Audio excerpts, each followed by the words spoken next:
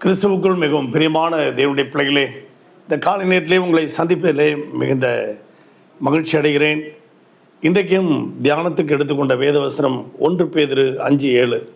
அவர் உங்களை விசாரிக்கிறவர் ஆனபடியால் உங்கள் கவலைகளெல்லாம் அவர் மேல் வைத்து விடுங்கள் என்று வேதம் சொல்லுகிறது. அன்பு தேவனுடைய பிள்ளைகளே, அப்படியாக ஒரு அருண் என்கின்ற ஒரு வாலிபன் பன்னாட்டு நிறுவனத்தில் அவன் வேலை பணிபுரிந்து கொண்டிருந்தான். இரவும் பகலாக அவன் கம்ப்யூட்டரில் எப்பொழுதுமே வேலை செய்து கொண்டிருப்பான். எப்பொழுதுமே ஒரு இன்ஃபீரியாரிட்டி காம்ப்ளெக்ஸ் மாதிரி அடுத்தவங்கள என்ன செய்கிறாங்க, இவங்க என்ன செய்கிறாங்க, அவங்க என்ன செய்கிறாங்க, இதே பார்த்து இன்ஸ்டாகிராம், யூடியூப் இதெல்லாம் பார்த்து ஐயோ அவன் நம்மளை விட பெரிய ஆளாயிட்டானே, அவன் இவன் வேலைக்கு போயிட்டானே, ஐயோ நம்ம இப்படி இருக்கிறோமே, இதே கவலைப்பட்டு தன் சரீரத்தெல்லாம் ஒடுக்கிக்கிட்டான் அப்படியே. அதனால தான் மத்திய 6:27 கவலைப்படுகிறதுனால உங்கள் சரீரத்தினுடைய அளவை ஒரு மலம் கூட்ட முடியுமா, இல்லை குறைக்க முடியுமா இல்லையா? ஆகாயத்து பட்சிகள்லாம் கவனித்து பாருங்கள். அவைகள் விதைக்கிறதும் இல்லை, அறுக்கிறதும் இல்லை, நூக்கிறதும் இல்லை, களஞ்சியத்தில் சேர்க்குவதும் இல்லை, ஆனால் அவைகளெல்லாம் பரமபிதா பிழைப்பூட்டுகிறாரே.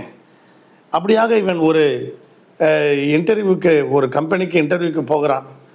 போகும்போது இரவெல்லாம் அவன் தியானம் அந்த ப்ரிப்பேர் பண்ணி அவன் கண்ணுக்கு கீழெல்லாம் அப்படியே கருப்பு விழுந்துருச்சு. அவன் கவலைப்பட்டு இந்த மாதிரி தூக்கம் இல்லாமல், இரவெல்லாம் தூக்கம் இல்லாமல் ப்ரிப்பேர் பண்ணி அவன் அங்கே போய் அந்த இன்டர்வியூ அட்டன் பண்ண போது அந்த இன்டர்வியூவில் அவன் தோல்வி அடைஞ்சு வந்துட்டான். தாத்தாக்கிட்ட கேட்டான். மறுநாள் குழப்பத்தோடு இருந்தான். என்னப்பா இந்த மாதிரி அருண், நீ இப்படி கவலைப்பட்டு கலங்கிக்கிட்டு இருக்கியே, இது மாதிரி நீ ஏன் இன்டர்வியூவில் தோல்த்து போய் வந்துட்ட? இனிமேல் அது மாதிரி நினைக்காத, கவலைப்பட்டுக்கிட்டே இருக்காத. அவன் இப்படி போயிட்டான், இவன் இப்படி போயிட்டான், அவன் முன்னேறி போயிட்டான், நான் இப்படி இருக்கேனே, எதுக்கு அது மாதிரிலாம் நினைக்கிற?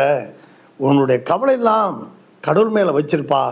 வேதம் சொல்லுகிறது, நீங்கள் ஒன்றுக்கும் கவலைப்படாதபடிக்கு ஸ்தோத்திரத்தோடு கூடிய ஜெபத்தினாலும் வேண்டுதலினாலும் தேவனுக்கு தெரியப்படுத்துங்க.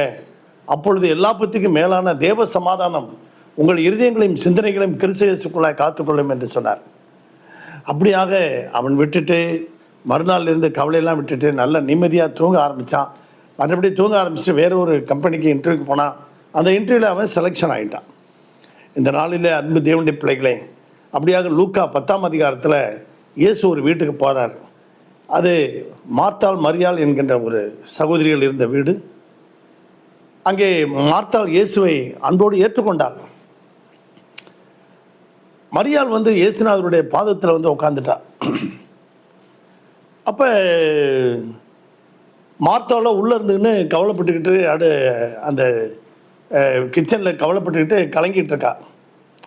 ஆண்டவரே, நான் இப்படி இங்கே கவலைப்பட்டுக்கிட்டு இருக்கேன், என் சகோதரி உன் பாதத்தில் உட்காந்துக்கிட்டு இருக்கா, இது உமக்கு கவலை இல்லையா அப்படின்னு கேட்குறா. மா, நீ ஏமா இதை குறித்து கவலைப்பட்டுக்கிட்டு இருக்க? தேவையானது ஒன்று, அவள் அவள் தன்னை விட்டு எடுபடாத ஒரு நல்ல பங்கை உன் சகோதரி பெற்றுக்கொண்டாள். தேவையானது ஒன்று, அவள் என் பாதத்தில் உட்காந்து வசனத்தை கேட்குறா. நீயோ பற்பல காரியங்களை குறித்து கவலைப்பட்டு கலங்கிட்டு இருக்க மார்த்தாளே அப்படின்னார். இன்றைக்கு அநேகர் அன்பு தேவனுடைய பிள்ளைகளே கவலைப்பட்டு கலங்கிட்டு இருக்கீங்க. இன்றைக்கு உங்கள் கவலையெல்லாம், உங்கள் பாரத்தை எல்லாம் இயேசுநாதர்கிட்ட கொண்டாந்து வச்சுருக்கீங்களா? ஆண்டவர் நிச்சயமாக உங்களை ஆசீர்வதிப்பார். உங்களுக்காக ஜெபிக்கட்டுமா? பரலோக பிதாவே, இந்த சத்தத்தை கேட்டுக்கொண்டிருக்க ஒவ்வொரு பிள்ளைகளையும் குடும்பத்தையும் ஆசீர்வதிக்க முடியாது ஜெபிக்கிறோம். அவர்களுடைய கவலைகள், கண்ணீர், கஷ்டம், வேதனையெல்லாம் நீக்கி நல்ல ஒரு சமாதானத்தை தரும்படியாக ஜெபிக்கிறோம். ஆசீர்வதிங்க. இதுவரைக்கும் ஒவ்வொரு குடும்பத்தையும் நடத்தின தேவன் இனி நடத்துங்கப்பா. அவர்கள் தேவைகளை எல்லாம் சந்தியும். இயேசுவின் நாமத்தில் வேண்டிக் கொள்கிறோம் நல்ல பிதாவே, ஆமேன். God bless you. கர்த்தர் உங்களை எல்லாரையும் ஆசீர்வதிப்பாராக. ஆமேன்.